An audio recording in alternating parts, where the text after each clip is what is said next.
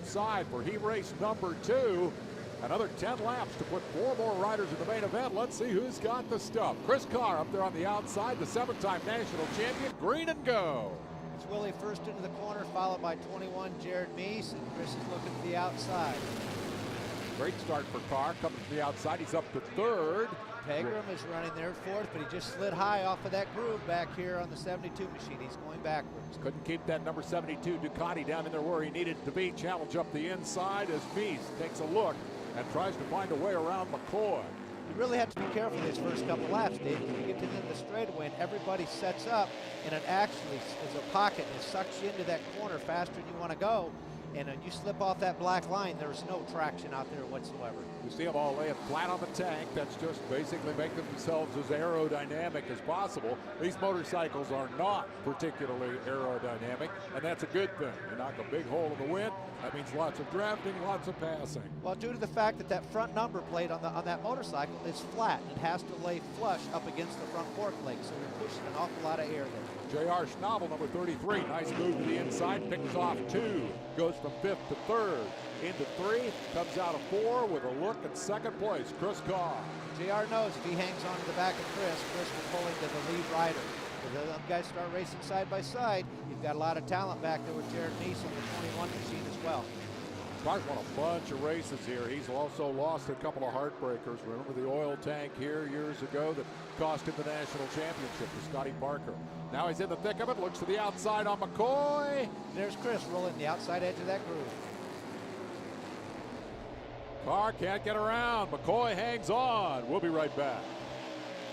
3-rider battle up front. Here is the race for the transfer spot. It's a good one, and it's a shocker to me. Steve Bonzi is number 80Y. He's a brand new 750 rider. That's Steve Bonzi, the 125 road racer. How about that? He's got some great competition. 21 Jared Meese, and then you got 27 Rob Pearson, 72F Pegram back there, and Logan Myers on the 24 machine. A nice move to the inside by Meese. Maybe a little surprising to see him back here battling for 4th. That's one of the Screaming Eagle Harley Davidsons, and a guy I might have expected to be up there battling that lead trio. Well, you will, but it's all about bike setup. And apparently he's not comfortable yet, but look at 80Y. He pulls to the inside. That's a good running motorcycle. Pegram's looking up to the inside there as well, but that's what I talked about, that early corner entry. He got pinched off. There's no room to go. Yeah, Pearson left him nothing on the bottom, and Pegram had to roll out of it, and this is not a place where you want to have to crack that throttle even a little. You want to keep that momentum up. Bonzi doing a great job. Here's the move back to the inside by Meese. He's going to get the spot. Good race. We just got the 2 laps to go here, so they'll be coming around the next time for the white flag. Just see how that they calculated their mind to see if I'm in the right spot at the right time. Remember, they only take the top 4 transfers. Not missing anything up front. Whoa, big move by Pegram up the inside. He started the move earlier. He got the draft. He got there quicker. He pinched it off, but he got underneath both of them.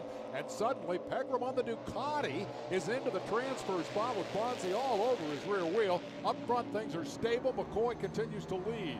It might have been a few years since Larry Pegram has competed here on any type of dirt track race, but he knows the fundamentals. He knows the nuts and bolts about racing. He's got great motorcycle racing. He can ride anything. Battle up front, the 3 of them headed off into turn 4 for the final time. This is tight stuff. Carr loses a spot. Willie McCoy's always been a factor here at the Springfield Mile. He's probably one of the only riders out here that rides his bike as well as builds his own engines. Of course, they do come out of the Kenny Talbot Racing stable. Carr coming back, and Schnabel on the outside won't get there. Settles for 3rd. Here's the run to the flag for the final transfer spot. Look at that Ducati go. Italian power at Springfield, Illinois. Larry Pegram puts a Ducati in the main. Let's go to Scott